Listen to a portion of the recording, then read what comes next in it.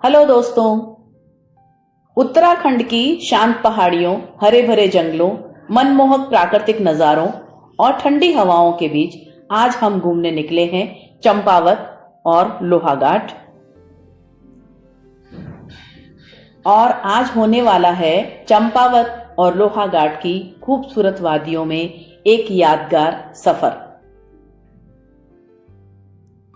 इस वीडियो में आपको देखने को मिलेगा उत्तराखंड का एक ऐसा खूबसूरत रूप जहां प्रकृति की हरियाली मन को मंत्रमुग्ध कर देती है।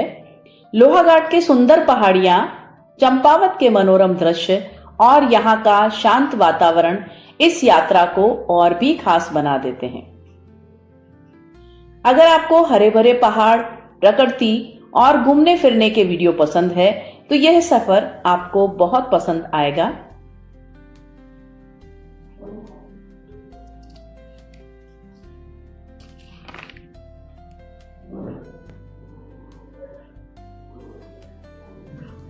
और सबसे पहले हमने चंपावत के बालेश्वर मंदिर दर्शन का मानस बनाया।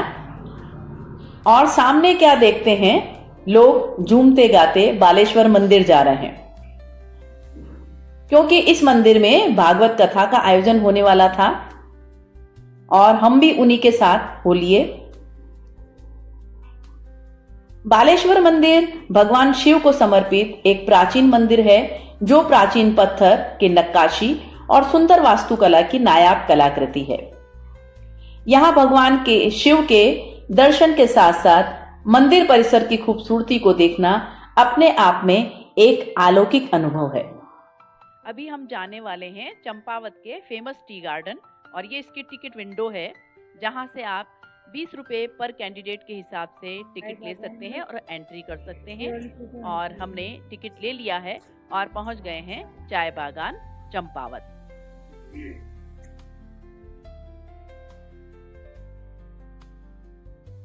और अभी चलिए हम आपको दिखाते हैं चंपावत का खूबसूरत टी गार्डन और महसूस करते हैं यहाँ की शांत और ठंडी पहाड़ी फिजा। पहाड़ों की ढलानों पर फैली ये हरियाली देखने में इतनी खूबसूरत लगती है कि कुछ देर बस इन्हें निहारते रहने को मन करता है।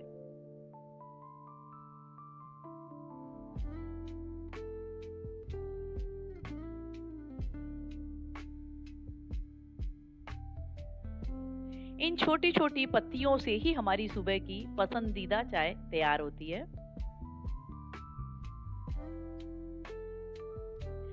टी गार्डन की खूबसूरती सिर्फ चाय के बागानों तक ही सीमित नहीं है। चारों तरफ पहाड़ों की हरियाली, साफ हवा और यहाँ का शांत वातावरण इस जगह को और भी खास बना देता है।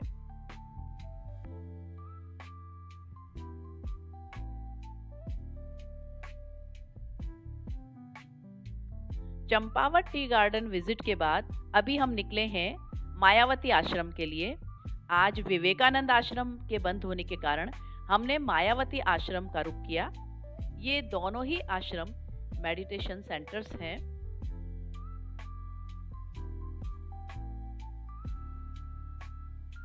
इस ट्रस्ट के द्वारा संचालित यहाँ एक बहुत बड़ा हॉस्पिटल भी है जहाँ निशुल्क इलाज की व्यवस्था है। एक पेशेंट के साथ एक अटेंडर रह सकता है, वो भी बिल्कुल फ्री। आवश्यकता होने पर ये बाहर से भी स्पेशलिस्ट को बुलाते हैं और आसपास के एरिया और कई बार दूर दूर से भी काफ़ी लोग यहाँ ट्रीटमेंट के लिए आते हैं। और लीजिए हम पहुँच गए हैं मायावती आश्रम। चारों ओर देवदार एवं चीड़ के पेड़, पहाड़ों की खूबसूरती और एक अद्भुत शांति। यह आश्रम शहर की भीड़ भाड़ से दूर स्वामी विवेकानंद एवं रामकृष्ण परंपरा से जुड़ा हुआ है। यहाँ का वातावरण इतना शांत है कि कुछ देर बैठकर ही आप प्रकृति को महसूस कर एक अलग ही अनुभव प्राप्त कर सकते हैं। दोस्तों, चंपावत की खूबसूरत वादियों में घूमते हुए अब हम पहुंच गए हैं बाणासुर किला एंट्री गेट पर। कहते हैं बाणासुर असुरराज बलि का पुत्र और भगवान शिव का परम भक्त था। उसकी भक्ति से प्रसन्न होकर भगवान शिव ने उसे वरदान दिया था। बाणासुर की पुत्री उषा का विवाह भगवान कृष्ण के पौत्र अनिरुद्ध के साथ हुआ था। किले तक पहुंचने के लिए आपको तकरीबन 2 किलोमीटर का ट्रैक करना पड़ता है, जो काफी ट्रिकी है, परंतु रास्ते में पहाड़ों की हरियाली, जंगल और खूबसूरत नजारे ट्रेक को खास बना देते हैं, जैसा कि आप देख रहे हैं। जैसे जैसे आप ऊपर की ओर बढ़ते हैं, वैसे वैसे आसपास के नजारे बेहद शानदार और खूबसूरत हो जाते हैं।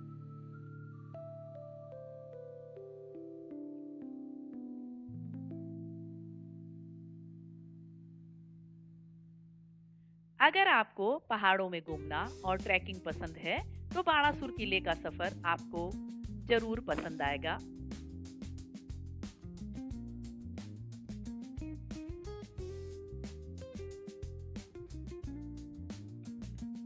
और ट्रेकिंग के दौरान हल्की सी बारिश शुरू हो गई।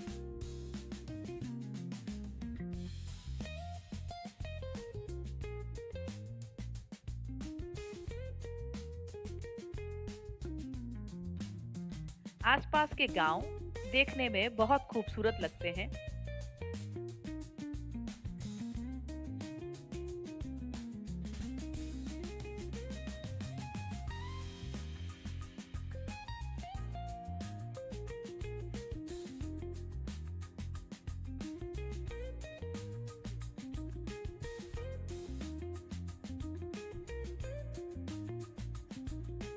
तकरीबन पूरे रास्ते इसमें एक तरफ आपके प्रोटेक्शन के लिए रेलिंग लगी हुई है और अभी काम चल भी रहा है।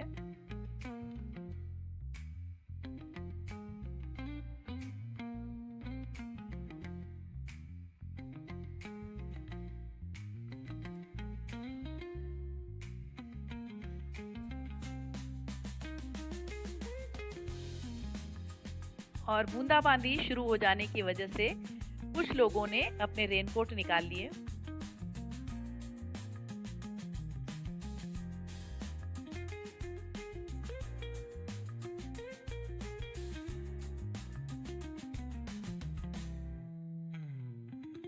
और अभी हम टॉप पर पहुंच गए हैं, बाणासुर किला।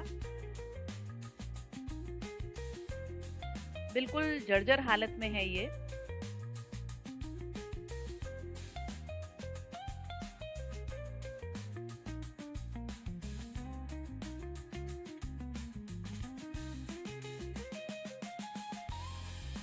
और ये इसमें सुरंग जैसा है, लगता है ये रास्ता कहीं और निकलता होगा।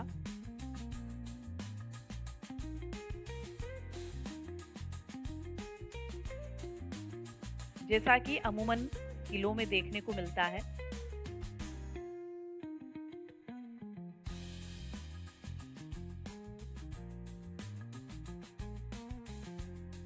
किले के ऊपर से देखिए आप खूबसूरत नजारे। मौसम एकदम चेंज हो गया है।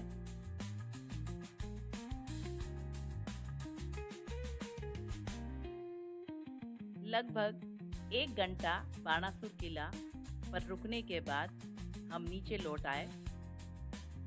हमें किले तक पहुंचने में तकरीबन 40 मिनट का समय लगा, परंतु उतरने में हमें 15 मिनट से ज़्यादा नहीं लगे।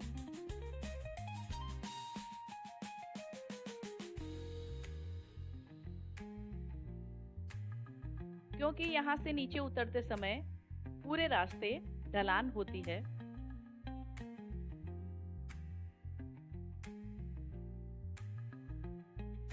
और मौसम और खूबसूरत हो चला था। और अभी हम निकले हैं कोलीडेग झील के लिए।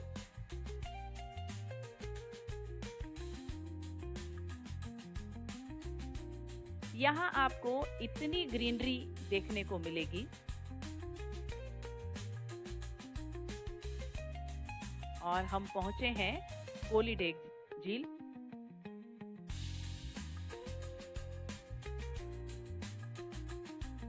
यह खूबसूरत झील लोहाघाट से लगभग 2 किलोमीटर की दूरी पर है।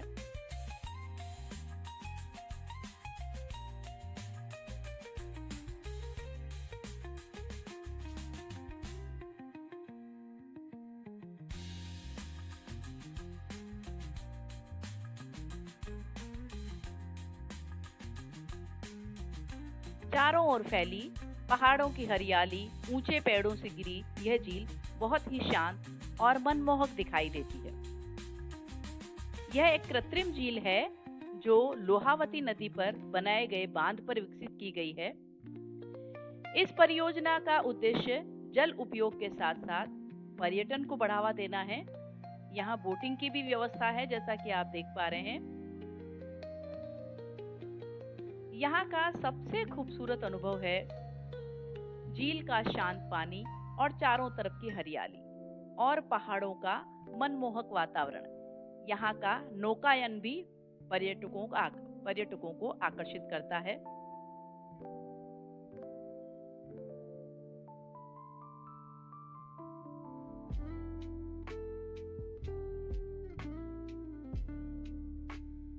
इस शांत वातावरण में आप घंटों बिता सकते हैं।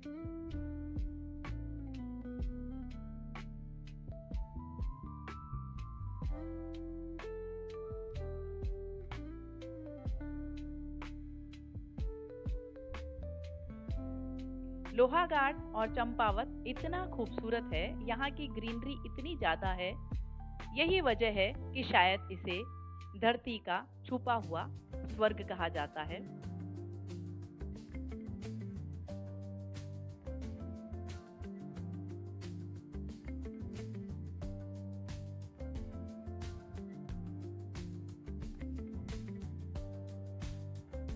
कोलीडेग झील आपको कैसी लगी, मुझे कमेंट करके जरूर बताइएगा।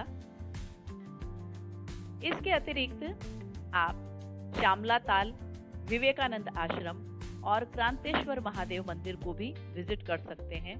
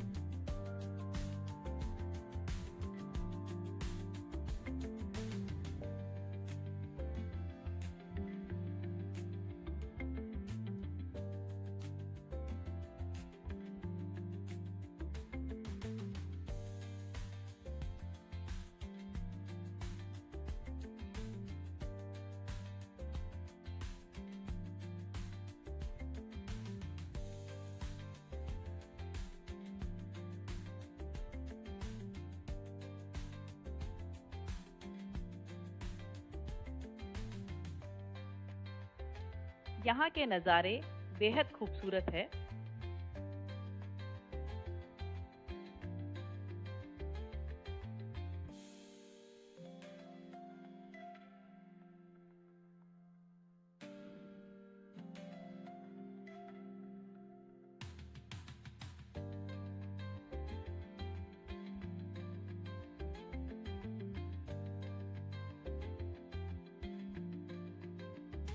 अभी सुबह हमें देवीधरा के लिए निकलना था, इसलिए कुछ देर मार्केट विजिट करने के बाद हम अपने होटल लौट गए। मिलते हैं एक नेक्स्ट वीडियो में, तब तक के लिए गुड बाय।